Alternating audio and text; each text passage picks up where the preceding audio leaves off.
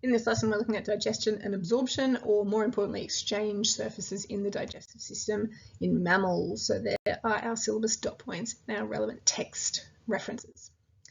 All right, so when it comes to obtaining energy, we know that there are organisms that are autotrophs and can make their own chemical compounds for energy, and there are heterotrophs, right? And they need to obtain energy from consuming other organisms.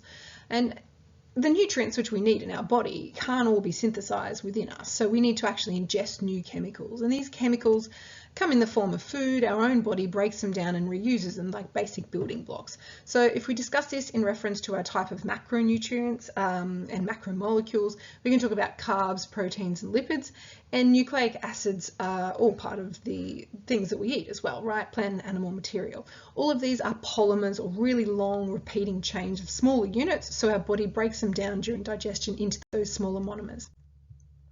So we can define digestion as the process of breaking down food into essential nutrients to be absorbed into the bloodstream and delivered to cells. Essentially, it's disgusting, but we are an open tube from mouth to anus with supporting organs all around. So picture a Pringles can, essentially. The food passes through this tube, it's broken down into smaller compounds, which is a catabolic process, and then it's absorbed. That's what our body is basically trying to do. So again, we're talking about breaking those big macromolecules, the carbs, the proteins, the lipids, the DNA, the RNA, all down into smaller subunits. And eventually the compounds that our body will not or cannot use are removed as waste. The organs of note in our digestive system are the mouth, the esophagus, the stomach, the small intestines, the large intestines, pancreas, liver and gallbladder, and that is quite a lot in a system. So many parts of the main tract all have very similar anatomy because they're all running as part of that big long open tube, and the inside of the tube is coated in an epithelial layer of cells. It's the epithelial mucosa, which do the absorbing of the nutrients. Now, the layers around the wall of the tube are pretty consistent across the different parts of the digestive tract, and this doesn't really include the accessory organs like the pancreas and liver and gallbladder and stuff that are feeding things into the system. So each location has a slightly different function. So the epithelial, or the inside layer, needs to have slightly different structures. So in the small intestines, where most of the absorption is actually occurring, the lining, the inner lining there, has increased surface area. So we can see that with all of the different villi there. Now, if this is a microscopic view of the inner lining of the small intestine, it shows those villi, which are those projections of the epithelium, and the blood supply runs really closely behind a single layer of cells. So all the nutrients that are absorbed can be delivered immediately into the bloodstream. And most of the absorption of the nutrients happens in the small intestine, hence the need for all of those villi.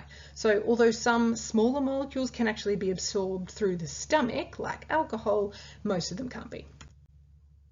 All right, so the layers of the small intestine tissue are also important. We have the mucosa, which is the internal, so right inside that tube. So we'll put up that view as well.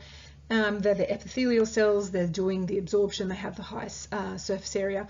There's the submucosa, which sits underneath, so it's one layer further away from the inside of the tube. It's containing the blood and the lymph vessels to carry the nutrients away. And then there's actually a muscle layer. It's circular and it goes longitudinal as well to squeeze and push the food along through the tube.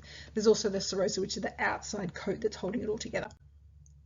So aside from the digestive anatomy, there's a lot of other requirements for a functioning digestive system. We're talking surfactants and enzymes. They can break up lipid molecules and catalyze reactions. They can be produced in the cells and the stomach lining and intestines, as well as these little accessory glands all over the place as part of the digestive system.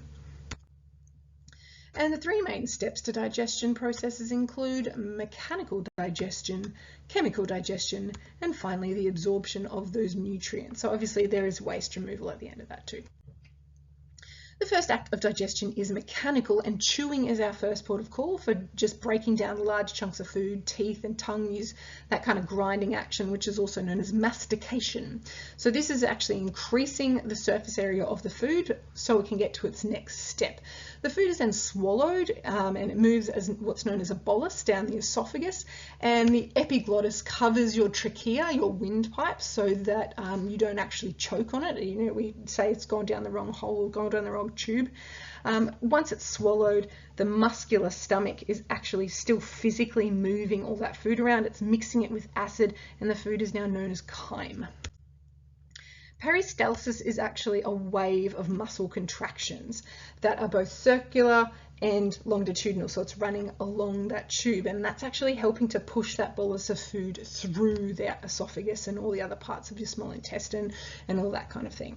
So after the stomach, the chyme is mixed with some enzymes, it moves along the digestive tract, and the enzymes speed up that breakdown of the sort of half digested food at this point. So peristalsis, or that process, it's keeping that food moving using short bursts of vigorous contraction of muscle just behind that ball of food. And it's combined with this kind of continuous moderate force. So it's not tissue that's just relaxed until food, it just kind of keeps working all the time. It's never really stopping to relax. So the contraction of the circular muscle behind it, so we can see that in that those two animations, it moves it along so it can't go backwards and allow for sort of anything to come back through the tube, so you can actually swallow upside down because of peristalsis. And that contraction of the longitudinal muscle allows the bolus to just keep moving in one direction. And this is unconsciously controlled, right? Our ab muscles can take over if it needs to come back up, if we're going against the tide, but this is an automatic process. It is slow, and in the small intestines, your bolus of food is only moving a couple of centimeters at a time to allow for that absorption of nutrients. That's why we need it to be slow. So while the mechanical digestion is occurring, we also have chemical digestion happening simultaneously. So in the mouth, we've got enzymes like salivary amylase. You can feel kind of tingle and come out when you start to eat. It's going to break down carbohydrates. And in the stomach, you have acids. So the pH can be as low as 2, and it starts to denature the proteins. The stomach is pretty well designed, so it has a really thick lining so the acid doesn't damage any of the other cells. And the pancreas is another accessory organ, which makes alkaline material. So once the chyme moves into the small intestine, it actually mixes with this to neutralize the acid from the stomach. Now, bile is made in the gallbladder, and it's an emulsifier, so it breaks down lipids into much smaller droplets, and those smaller droplets of lipids mean that the bigger surface area, so that the lipase enzymes can actually come break them down and work faster.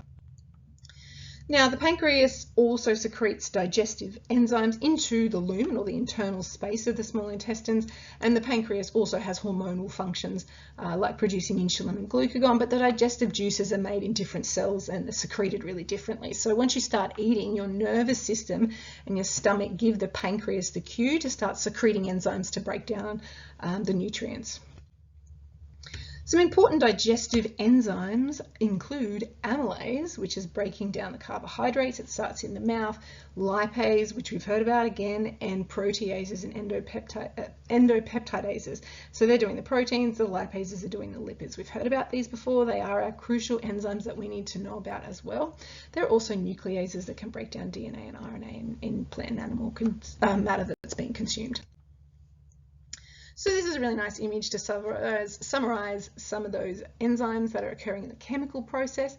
Most enzymes are secreted into the lumen, but some actually stuck sitting on the membrane of epithelial cells in the epithelial lining.